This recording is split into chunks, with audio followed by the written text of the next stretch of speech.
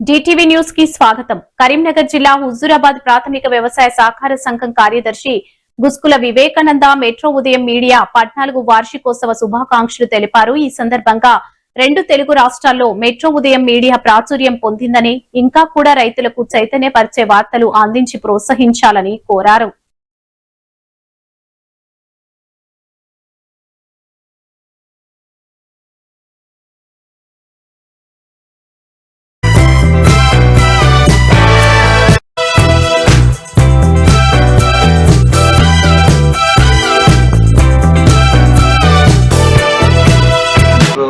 ఉదయం ప్రేక్షకులకు నమస్కారాలు.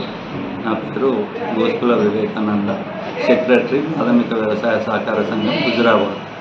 మెట్రో ఉదయం 9 జూన్న 14వ వార్షికోత్సవాలకి అడుగుడుతున్న సందర్భంగా మెట్రో ఉదయం చైర్మన్ గారికి మరియు వైస్ చైర్మన్ గారికి, మీడియా రిపోర్టర్లకు, మిత్రులకు మరియు ఈ ఛానల్ చూస్తున్న ప్రేక్షకులందరికీ మా సహకార సంఘం తరఫున శుభాకాంక్షలు తెలియజేస్తున్నాం.